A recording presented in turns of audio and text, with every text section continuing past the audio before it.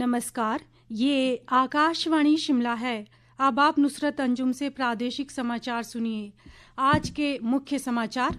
मुख्यमंत्री सुखविंदर सिंह सुक्खू ने कहा, प्रदेश के मेडिकल कॉलेजों में बेहतरीन स्वास्थ्य सुविधाएं उपलब्ध करवाएगी सरकार।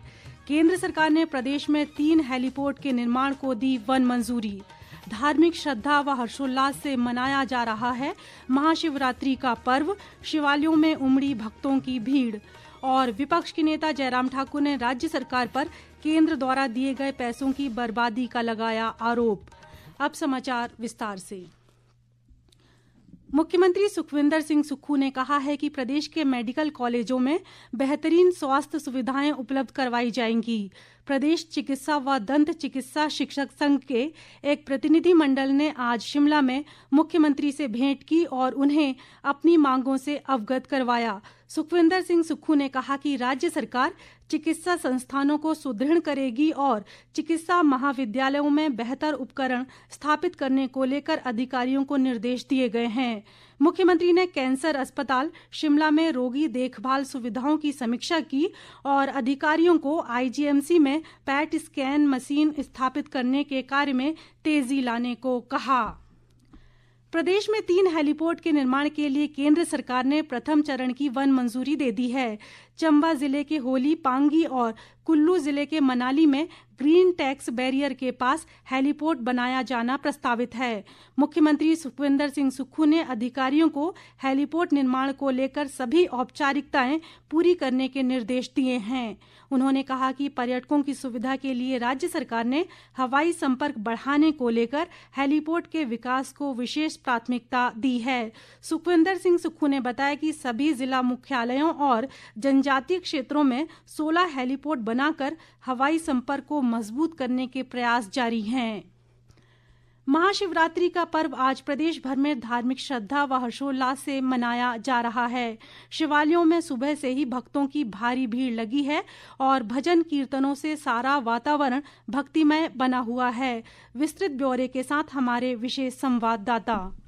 महाशिवरात्रि को लेकर आज शिमला सहित प्रदेश के अन्य भागों में वातावरण भक्तिमय बना हुआ है। सुबह से ही शिवालयों में भक्तों की भारी भीड़ रही और उन्होंने भोलेनाथ को दूध, बेलपत्र सहित अन्य वस्तुएं अर्पित की। आज के दिन पे तो यही होता है कि शिव जी और पार्वती जी का आज के दिन पे उनका शादी होती है, तो फिर उस अवसर पे सभी हम उसको सेलिब्रेट करते हैं। ये भगवान जी के लिए भोग है और आपको भी महाशिवरात्रि की बहुत बहुत शुभकामनाएं। प्रभु आप सबकी जिंदगी में खुशियां लाए, सबके लिए मंगलमय दिन हो।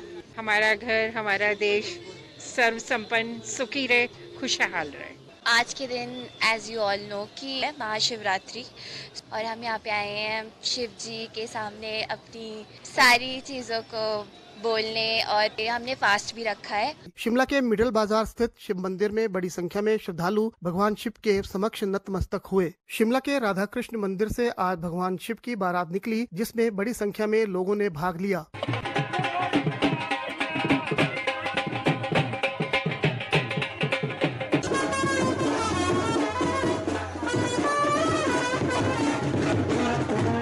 उधर हमीरपुर के प्राचीन शिव मंदिर में भी महाशिवरात्रि पर्व की धूम है। मंदिर में इस समय 4 पहर की पूजा की जा रही है, जो सुबह तक जारी रहेगी। शिव मंदिर कमेटी के प्रधान विजय हांडा ने बताया कि कल सुबह लोग उपवास तोड़ेंगे और शिव मंदिर कमेटी द्वारा भंडारे का आयोजन किया जाएगा। यहाँ हमीरपुर में प्राचीन शिव मंदिर में सुबह से ही श्रद्धालुओं का तांता लगा हुआ है और श्रद्धालु भोले शंकर के दर्शन करके अपने आप को निहार रहे हैं। 4 पहर की पूजा होगी, शाम को पूजा में बैठेंगे और वो सुबह तक चलेगी पूजा और सुबह हवन होगा। कल दोपहर को विशाल भंडारे का आयोजन किया है, जिसमें तकरीबन 11-12 हजार लोग भोले शंकर का प्रसाद ग्रहण करते हैं। शिव मंदिर हमीरपुर की तरफ से हम श्रद्धालुओं को बधाई देते हैं। इस महान पर्व पर सब लोगों को बहुत बहुत बधाई। राज्यपाल शिव प्रताप शुक्ल और मुख्यमंत्री सुखविंदर सिंह सुक्खू सहित अन्य नेताओं ने प्रदेशवासियों को महाशिवरात्रि की शुभकामनाएं दी हैं। रितेश कपूर, आकाशवाणी समाचार, शिमला।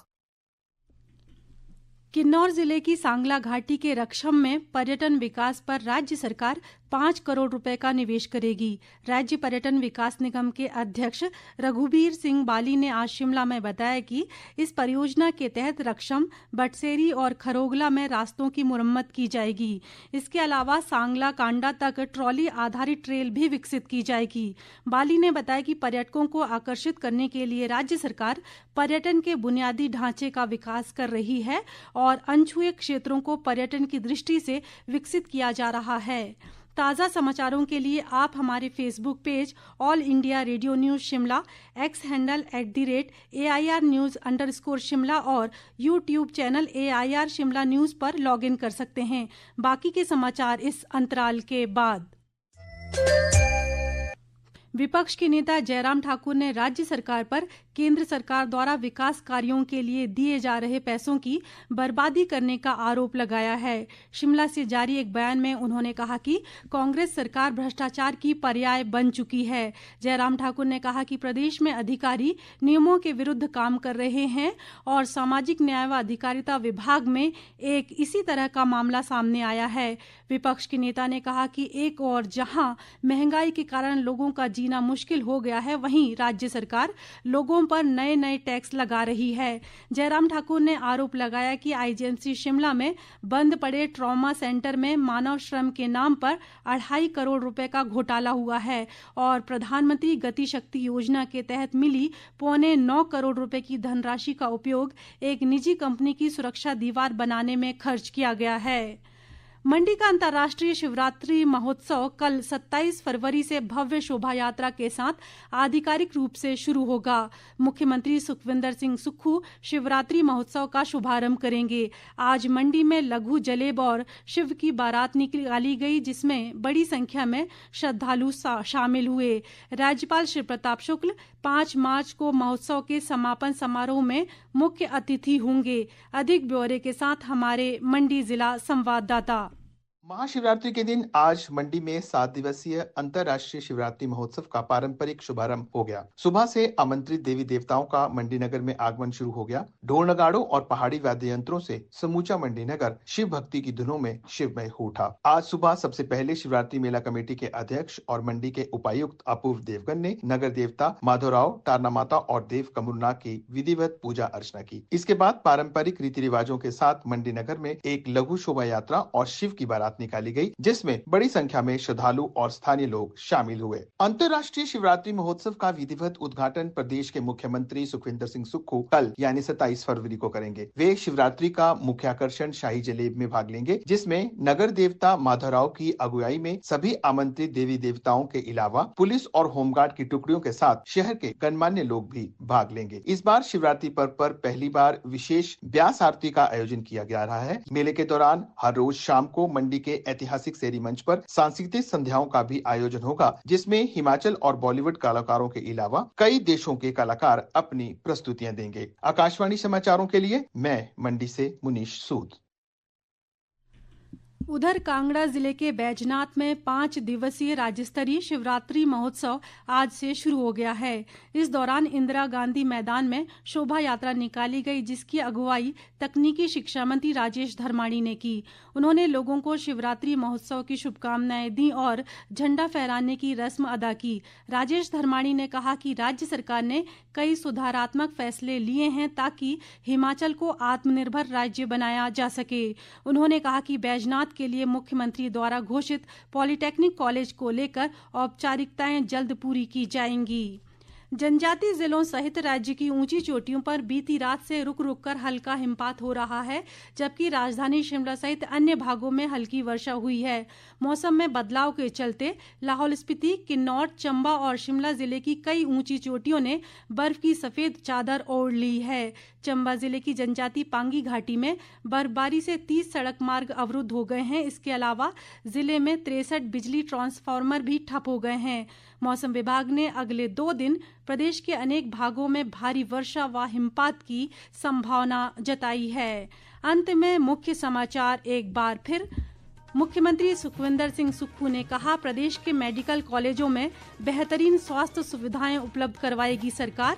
केंद्र सरकार ने प्रदेश में 3 हेलीपोर्ट के निर्माण को दी वन मंजूरी। धार्मिक श्रद्धा व हर्षोल्लास से मनाया जा रहा है महाशिवरात्रि का पर्व। शिवालयों में उमड़ी भक्तों की भीड़। और विपक्ष के नेता जयराम ठाकुर ने राज्य सरकार पर केंद्र द्वारा दिए गए पैसों की बर्बादी का लगाया आरोप। इसी के साथ ये समाचार बुलेटिन समाप्त हुआ। हमारा अगला बुलेटिन आप सुन सकते हैं कल सुबह 9:20 पर। नमस्कार।